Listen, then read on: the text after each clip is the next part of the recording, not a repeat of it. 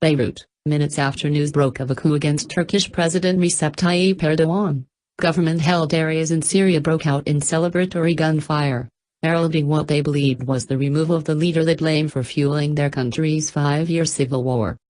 Erdogan survived the insurrection, and judging by the surprise reversal of rebel fortunes in Aleppo this week, so has his government's support for the Syrian opposition.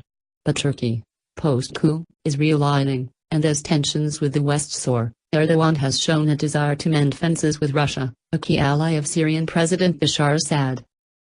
On Tuesday, following talks in St. Petersburg, Russia, with President Vladimir Putin, the Turkish leader agreed to hold a separate discussion on Syria, involving top military and intelligence officials.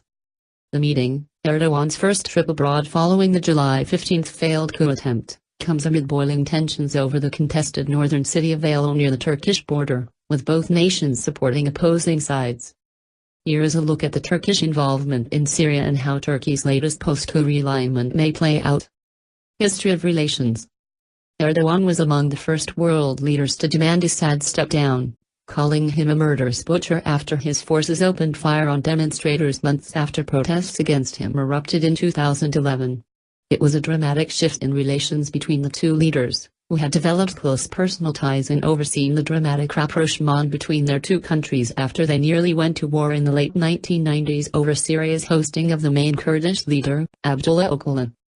Erdogan had personally pushed back against U.S. pressure to isolate Assad at the start of the Iraq War. As Washington accused Damascus of allowing foreign fighters into Iraq, Erdogan invited Assad to vacation in Turkey, maintaining that good relations were necessary with his neighbor, who was helping him against Kurdish rebels seeking independence. Erdogan also personally mediated between Israel and Syria in 2008 to resume peace talks, at a time when Ankara was on good terms with Israel. Continue reading the main story.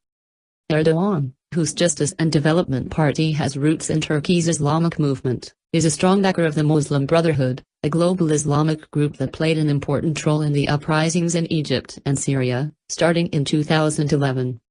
As a man who prided himself on being the main democratic leader with Islamist credentials in the region, this and his early bet that Assad's days were numbered, may be the single most important reasons behind the irreparable rift between the two leaders. Support for rebels. While residents in Assad's stronghold celebrated the coup attempt against Erdogan as it unfolded last month, thousands of Syrians in Istanbul demonstrated in support of the Turkish leader. That's because Erdogan's government has been one of the most hawkish supporters of the predominantly Sunni Muslim insurgency against Assad. The country hosts most of the Syrian opposition and has served as a staging area for the fighters, providing them with offices, training facilities, intelligence and other logistical support. As the only NATO country bordering Syria, its air bases have been used for coalition airstrikes against the Islamic State group. Border controls were an issue between Washington and Ankara, as foreign fighters trickled into Syria from Turkey in droves during the early years of the conflict. Last year, amid growing frustration with U.S. inaction on Syria and casting aside Washington's concerns about aiding extremist groups, Turkey and Saudi Arabia started a new and aggressive strategy to help rebel groups bring about the fall of Assad. After years of being at odds, the agreement struck between the two regional powerhouses led to the setting up of a joint command center in the Syrian province of Idlib. That coalition, called the Army of Conquest, wrestled control of Idlib province from Assad's forces last year, ushering in a Russian aerial campaign that began in September to help Assad's flailing forces. The Army of Conquest was a Turkish-led project, said Faisal Tani, a researcher with the Washington-based Atlantic Council. That alliance, led by al-Qaeda's branch in Syria, managed to breach the government siege on Aleppo this week. An Aleppo activist said thousands of ethnic Turkic fighters, who have become an important feature of the battleground in Syria funneling through Turkey, were the decisive factor in the battle. Borders were also kept open for the wounded to travel out of Syria, he said, speaking on condition of anonymity because he was not authorized to speak on the matter to the media. Would the failed coup affect Syria? It's too early to tell whether the political turmoil in Turkey following last month's failed coup will affect Turkish involvement in Syria's civil war. But the massive and surprisingly well-coordinated counter-offensive by rebels in Aleppo this week appears to have been supported at least in part by Turkey. For years Turkey has built up insurgent groups in Aleppo province, which it used as a tool against Assad and its Kurdish enemies. Aleppo is the most important battleground for Turkey, because of its proximity and its historic ties. The breach of the siege in Aleppo was a tactical win for Turkey, Itani said. Ahmed Ramadan, a member of the Turkey-based Syrian opposition, said it is unlikely the Turkish-Russian rapprochement will undermine Ankara's support for the rebels. He said it was time for Moscow to realize there is no military solution in Syria. Aleppo battle pushes the political process forward and not the other way around, he said. Erdogan, so far, has shown no sign of throwing in the towel. We don't want Syria's disintegration, but the departure of Bashar Assad, the Turkish leader said in an interview with Russia's TASS news agency. He added, however, that mutual action by Russia and Turkey was necessary to solve the Syrian conflict. Mending ties. Tensions between Turkey and Russia peaked in late 2015 after Turkey shot down the Russian warplane it said had entered Turkish airspace from neighboring war-torn Syria. In June, Erdogan sent a much-anticipated letter of apology to Putin.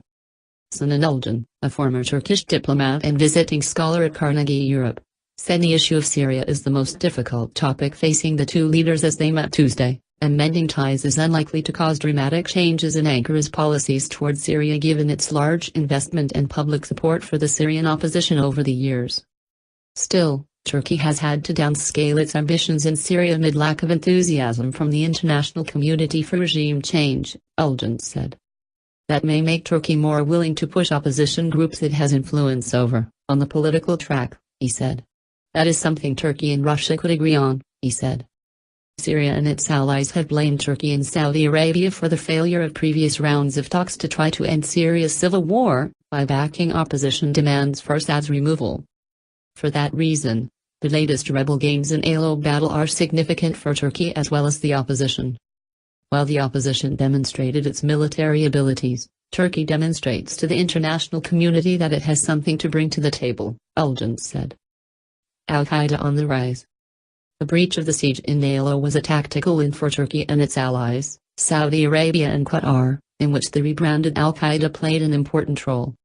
Known as Jabhat al-Nusra, or the Nusra Front, before breaking ties with Al-Qaeda, the rebel alliance was key to the battlefield victory. Turkish thinking about Jabhat al-Nusra has always been that it could be folded into the broader insurgent movement and thus was a manageable potential threat, Itani said. If that is what's happening, then good for Turkey.